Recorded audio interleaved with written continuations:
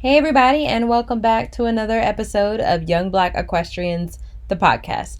Today, we have a special bonus episode, an interview with Jordan Allen from the Plaidcast, which is a podcast hosted on the Horse Radio Network.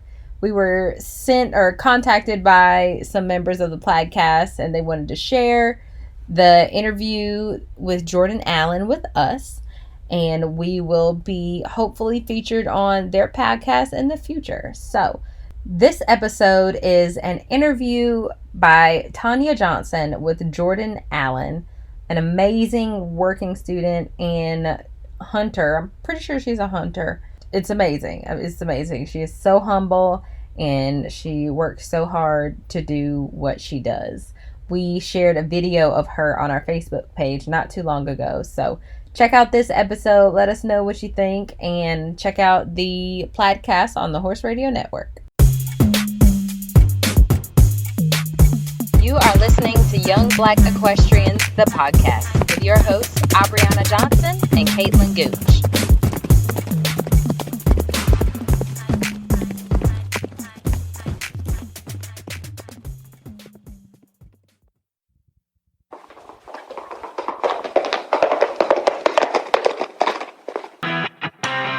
This is the Horse Radio Network. This is episode 114 of the Plaidcast, brought to you by Summit Joint Performance, Vitalize, Sales Paddock, AIG, Springtime Supplements, and BetterHelp. I'm Tonya Johnson, mental skills coach, and this is Inside Your Ride. Today, I'm excited to welcome top junior rider Jordan Allen. Jordan is a working student for Ashland Farms and was third in last week's $100,000 WCHR Palm Beach Hunter Spectacular. Hi, Jordan. Thank you so much for joining me today on the show. Hi, absolutely. Thank you for having me. I appreciate you taking the time, and it's fantastic to speak with you, and I'm really excited to hear about your experiences, especially congratulations on your WCHR Spectacular and how great it was. Night. Oh my gosh! Thank you. Yeah, He was such a good boy. Yeah, and I think I read that was your first night class. Yes, well, one of my first. I think before I've done a class that ran super late, so it felt like one, but that was my first real night class, and for sure my first time doing the Hunter Spectacular down here. Right. Oh, that's so great. I'm so happy for you. How exciting. And I just know that you've worked really hard as I've sort of gotten to know and read up on you a bit of how long you've been in the sport and how hard you work at it. And maybe you could sort of take us through sort of just your sort of riding history and when you started. And I know you're a working student now and, have worked really hard to get where you are. Maybe you could share with us sort of what it took to kind of go each step up the ladder a little bit. Oh, thank you so much. Well, first, it means so much. I started riding when I was 7 years old. My mom took me out to a farm near our house, and I took my first lesson on a pony for my birthday, and I fell in love ever since. And I started first by doing really small C-circuit shows. They were one-day shows. You didn't braid. It was very relaxed, and I never envisioned myself being able to do what I'm doing now. And really each year I just saw how much more I wanted it. And I had always been so fond of reading and watching videos of all the best in the sport. And I always imagined, one day I'd be showing down here doing the Hunter Spectacular. I've watched it since I was like 10 years old. So it's really amazing. I am so grateful to have been able to do it. Yeah. So you had big dreams then as a youngster. Oh my gosh, absolutely. I've watched I know every single video of Horsepower, Road to the Clay, all the videos of all the best. Right. That's fantastic. So how do you think that those sort of dreams and aspirations, how did you sort of take those, or maybe you were mentored through that process of just taking those dreams and making them goals that you then could sort of chip away at and work towards? Yeah, absolutely. Well, I first think that I always make a goal. I make weekly goals every week, depending on who I'm showing, what I'm showing in. And even when I was younger, I always had so much support, not just financially, but emotionally with my parents and my trainers. And I really don't think I'd be here if it weren't for my friends and my family and all the professionals. Mm-hmm. So each week I'd say I make important goals for myself, one realistic and one maybe a little bit of a reach, but I try to achieve the realistic one and come as close as possible to the reach goal. Right. And so what would be what would be a realistic goal? Is it something that's, I talk a lot about having outcome goals, like I want to be champion this week versus Absolutely. I want to get straight out at every corner that I ride this horse this week. You know what I mean? Like, so that's more in your control. Right. And like I said, I'm able to show a lot of different horses. So it really just depends on the week. But like every week, I would say my goal, because BB's so incredible and he knows the job so well and he's done the class before, was to originally be champion or reserve so that I could get in. Right. And then as I kept going, my goal kept changing. So I was like, oh, I got in because he was amazing. And then my goal was to make it back to the second round, which I was like so excited about that. And then my goal was to be top 3 or top 4 when I saw that it was possible. So it was so exciting. And it doesn't always work like that by any means. So it was exciting to be able to reach that goal. So do you have then a balance? Like, so obviously, I mean, not, or maybe not. A lot of times when you focus on outcome goals, they can create a lot of pressure and stress. So I'm imagining, you tell me, at the back gate, you're not necessarily thinking, okay, I need to win this class to be champion. Right? Right, absolutely. But a little bit, I've been doing this for so long, and I really have such a personality that pressure almost makes me work harder and try harder. So I feel that sometimes when I don't set these goals for myself, even if I know I won't accomplish them, something in me, I don't know if the drive isn't as strong because I'm not thinking that's the goal, but it's very important to me in my riding to have things to look forward to and to seek in the end. Right. They get you a little bit. So it sounds like you ride better when you're a little bit sort of energized and like challenged by the prospect of a big outcome goal. Right. I see. Yeah, absolutely. And so that's the important thing, is that you know yourself that well, right? That you're aware of that. When do you remember sort of that transition between being the chill C circuit rider to the person who thrives under pressure? That's quite a journey, I would imagine. Oh yes, I remember it like the back of my hand. It was probably 2000, I would say 13 or 14, and it was one of my first years down here in Wellington. And in the Michigan circuit, I went to all of those shows, and they were A shows, but I was pretty competitive. I would say I was always one of the top in the classes. I had one of the best horses, and coming down here was the biggest reality check. Yeah. They came down kind of with the same anticipation to be, top 4 in most of the classes, and it was a quick, the courses are harder, the riders are better, the horses are nicer. It was, oh my gosh, I had to change my whole mindset and change my work ethic. Right. So you changed your work ethic and worked harder and realized, well, then maybe it was more naturally sort of challenging in a way of getting you even more kind of dialed in, it would sound. Oh, absolutely. And my goals aren't even every week so much a ribbon per se, but it's small things. Like even you said straightness, or I have things I need to work on position-wise. Oh my gosh, immensely. I think I could set my position up. So each week I work on, riding a certain number of horses without stirrups, or so that's more my goal lately. It's been not so much ribbon-wise, but more pinpoint focused on my position. Right, on your position, exactly. And then do you give yourself feedback on that when you watch your videos? Like, do you look and say, wow? Yeah, yes, the videos are so important to watch, and honestly, the bad ones more than the good. It's nice to watch the good videos and see everything come together, but I think it's more important to watch the bad ones and try not to make the same mistake too many times. Because it's obviously hard. A lot of riding, especially having done it this long, comes naturally. So a lot of my bad habits are natural, and it's really hard to break them. And so that's what I'm working on most now. Like I said, with position, is breaking some of those bad habits. And I know a lot of people struggle when they watch the videos of their not so good rounds, when they end up just beating up on themselves instead of taking it as a learning. How do you translate maybe any disappointment you have or frustration, and make sure that that you're using it productively. Yeah, that's absolutely the hardest. But like I said, I just think it works into hard work. And every single time I have watched the video and seen what I need to do, I try and engrave it in my mind for the next time I ride to focus on that. Even if that's my only goal for the whole time I'm riding that horse, it's got to be to focus on what I struggle with, which I struggle. I mean, I'm making it sound like I don't still have these problems. I struggle every day with it.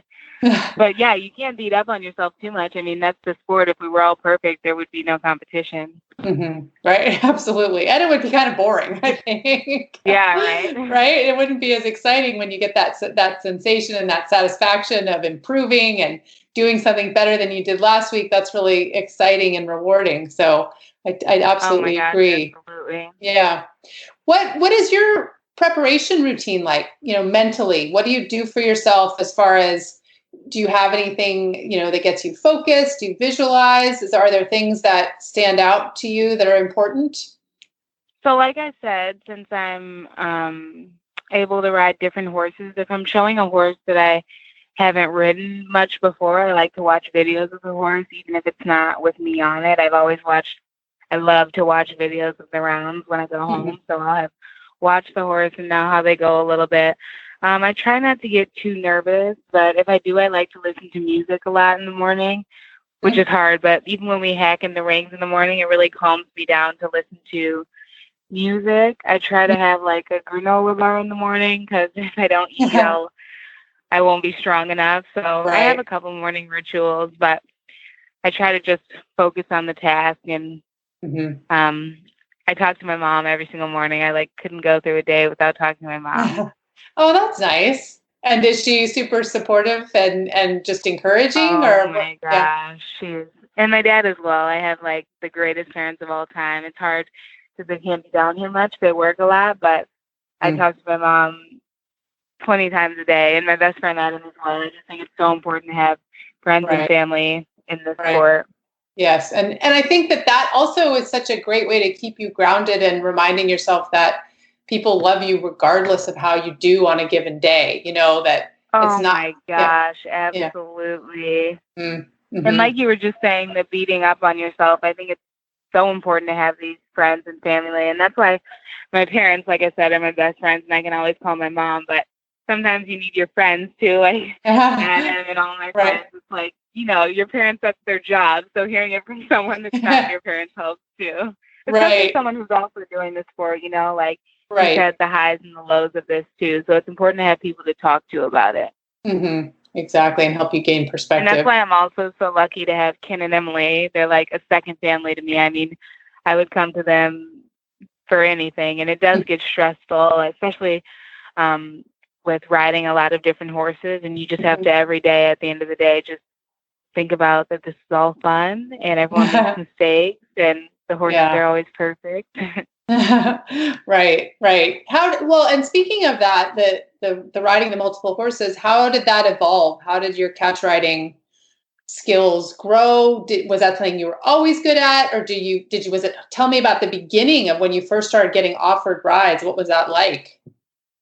I by no means think I was always good at it. I don't even really think I'm good at it now. I just think it's really Ashland and all the people that have given me opportunities to ride so many different horses that it comes, luckily, more like second nature. I mean, being a working student there, I'm so lucky to have so many different horses to ride. And it just becomes, you get used to not knowing them. You get used to being able to do a round on one you don't know as well. And I'm just lucky that I've been able to practice that so much at home with them.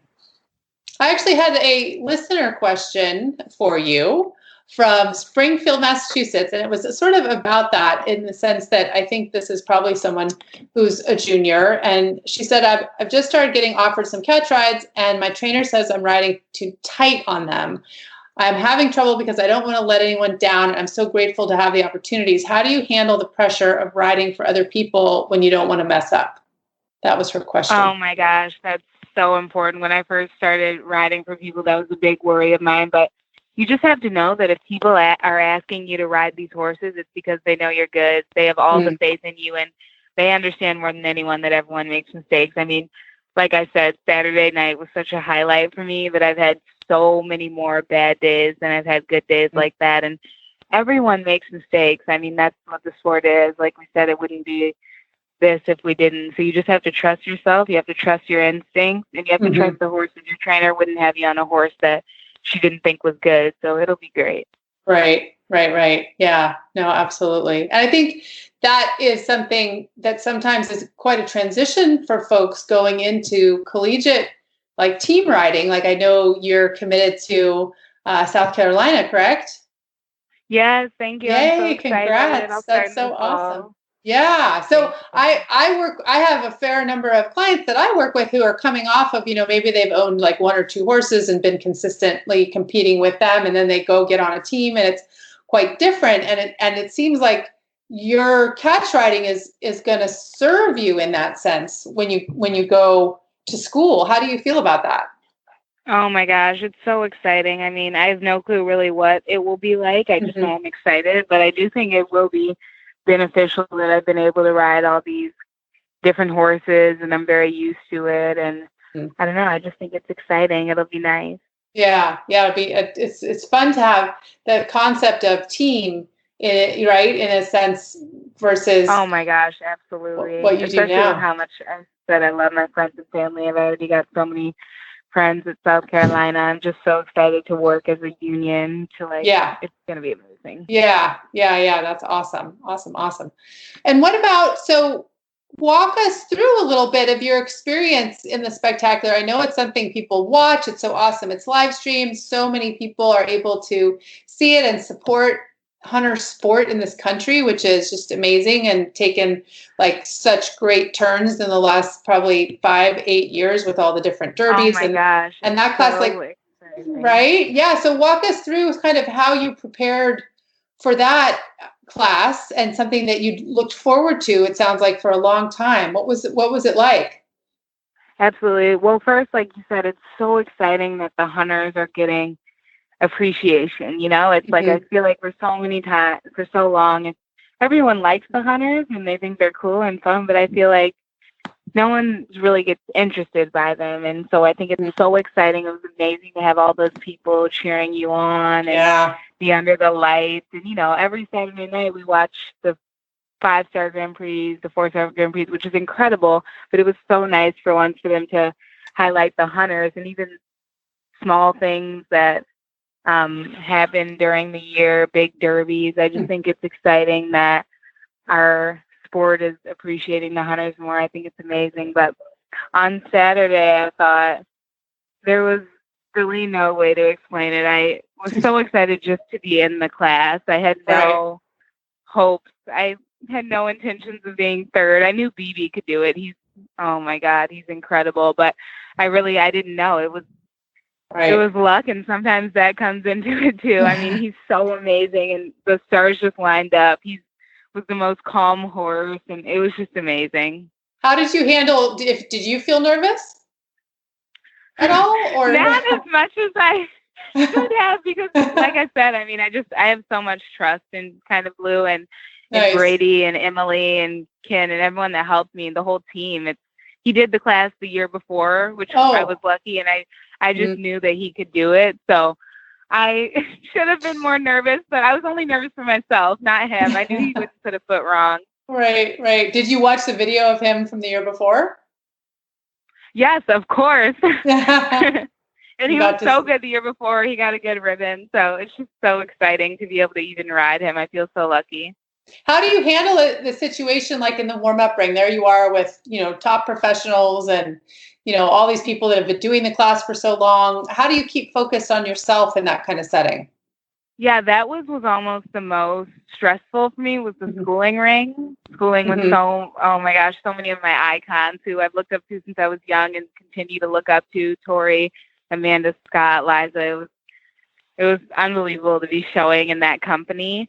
So the schooling ring was the most nerve-wracking part, but I just had to stay focused and stay in my zone. And we had our one jump, and we had a specific plan going into the second round. So it just all worked out. And you walk both tracks before the class starts, correct? Yes, with Brady and Emily, and we had a very specific plan. And Brady's always so organized, and Alvin, Vivi's groom, everything was just so planned out. It was so nice. That's really nice. That allows you to kind of just do your thing, right? You're right, and that's what's so important in the riding is sometimes you just have to know when you need to focus, and they had it perfectly planned for me to just focus on what I needed to do as a rider, which was nice. Right. Because that, I mean, like we said, we were just talking about being on a university team, but always you're on a team, right? Everyone has their role, whether it's, someone who's grooming or someone who's training or support people like all around you. Yeah. And that's why, like I said, I feel so lucky to be a working student at Ashland Farms because I already feel that I'm on a team. Like we're all family. It's like if I can't win the class, I want all the other kids from our farm to win the class, and then my friends. So it's just I'm so excited to move on to another team. Yeah, it'll be exciting. Yeah. No, awesome. And will you continue? Tell me what the rest of your year looks like and what you're really sort of gearing toward. Are you already visualizing medal finals and all that kind of thing? Yes, I would say I'm not really exactly sure of our summer plans, but I think my next goal now is to come back for the George Morris week 11. Oh, yeah. I'd like to have I'm qualified for that. I'm not sure who I'll ride yet, but I'd like to have a consistent round. It'll be my first year doing it, and my goal is to come back. So. Oh, great! That's exciting! Yay! And how are you handling? And of course, the finals and stuff. Right. Yeah, I think we mentioned. I know it's your final junior year, and sort of how to be able to put that in perspective and have it be an exciting experience versus a pressure-filled, oh my gosh, all these things have to happen. How do you handle that? Absolutely, and that's what's hard is I've been doing this for so long, so it is a little bittersweet to think that this is my last. But as much as it's my last, I talk to so many, professionals that have done this for so long, and it is sad. It's a happy ending, but I just have to know I'll ride forever, like for the rest of my life. And I may not do equitation forever, but the spectacular I will do again. I will come down here for so many years to come, hopefully. So it's just, you have to know that it's the end, but it's not really the end. And I just I can't think about the pressure. I just want to end how it started. Right. And just enjoy. Absolutely. It sounds like you have a wonderful amount of people rooting for you and supporting you. And gosh, you have a lot of fans. So that's a fantastic feeling too, right? Yeah, I'll be cheering for you and rooting you on from afar, and hopefully we'll get to meet someday. But thank you so much for taking the time to speak with me today. Thank you for listening to this bonus episode of Young Black Equestrians, the podcast. And thanks again, Jess, for sending us this audio so that we can share it with our audience. If you guys have any questions, feel free to shoot them to us. We will get them to the people who run the Plaidcast. Anyway, like always, subscribe, like, share, comment. Subscribe to us on Apple Podcasts, Google Podcasts, and Spotify. And we will see you guys in the next episode.